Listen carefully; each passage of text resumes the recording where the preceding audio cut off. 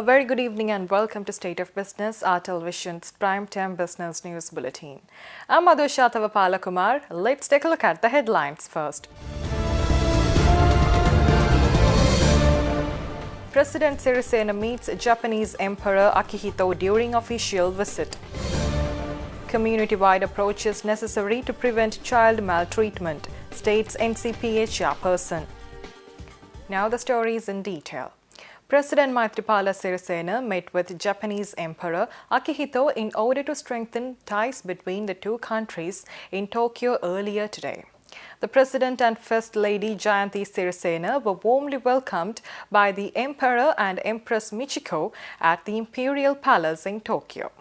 President Sirisena and the Emperor engaged in a cordial discussion, and at the meeting the Emperor assured that this meeting will further strengthen the long-standing ties between the two countries. Furthermore, the President said that he intends to strengthen ties between the two countries in all aspects. President Sirisena arrived in Japan on a state visit at the invitation of Japanese Prime Minister Shinzo Abe yesterday and will hold bilateral discussions with the Japanese Premier during his stay.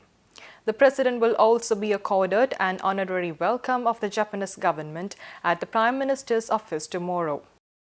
The chairperson of the National Child Protection Authority, Marini De Oliveira, highlighted the importance of protecting child rights by the community as a whole.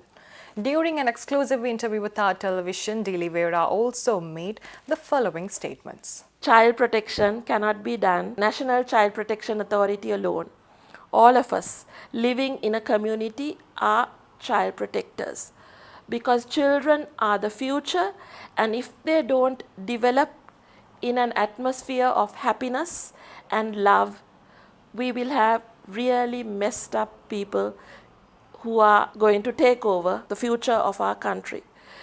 They would not be able to be productive citizens who will contribute in a positive way, who will serve society in a good way, unless they have a happy childhood.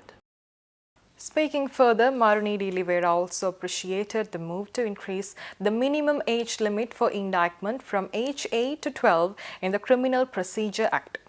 It is a very good thing that the age was increased from 8 to 12, because it is very important that the child understands the gravity of what he or she is doing to make that child criminally responsible.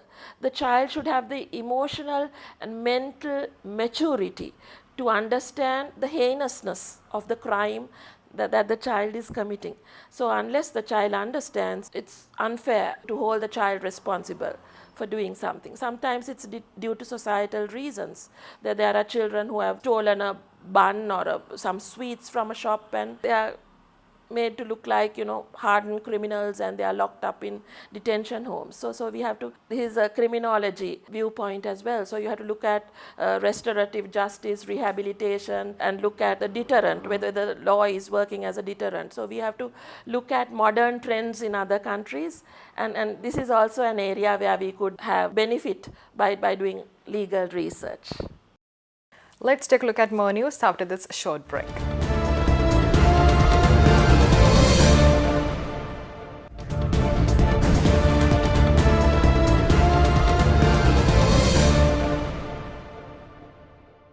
Welcome back. The Board of Investment today stated that the export processing zone in Koggala has emerged as a major economic center in the south, contributing $122 million worth of export earnings to the national economy in 2017. The Koggala Export Processing Zone, which is located in the Habaradwa Divisional Secretariat of the Gold District, became operational in 1991, and its total extent is 227 acres, of which 195 acres are dedicated to industrial use. The working population in the zone currently stands at 14,070, of which 80% are women. Furthermore, the Koggala Export Processing Zone has been declared a bonded area for hub operations, benefiting from access to the Southern Expressway. Currently, 23 enterprises are located at the zone, and the main sectors represented the manufacture of garments, plastic figures and footwear, aircraft repair and boat building. Issuing a press release, the Ministry of Education stated that 5,473 teachers who have been teaching in grades 6 to 11 with over 10 years of service in the same school are to be transferred.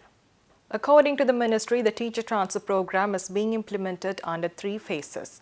The first phase of this program was initiated last year, where 2,590 advanced level teachers were transferred to national schools.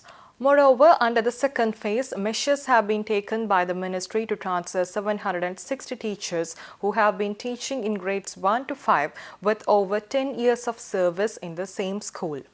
Accordingly, the third phase of transferring 5,473 teachers will commence during this month. Let's take a look at stocks after this short break.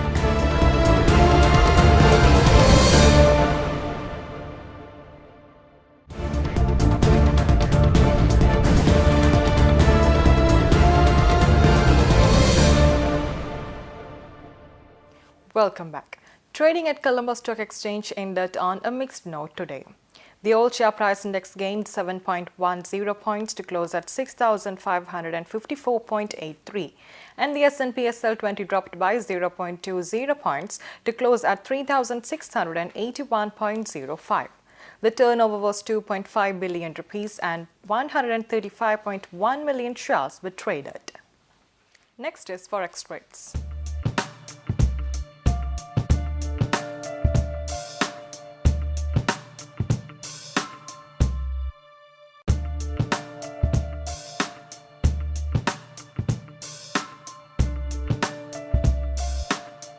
With that, we are wrapping up State of Business for the day. We'll meet you tomorrow with more latest news. Until then, take care. Good night.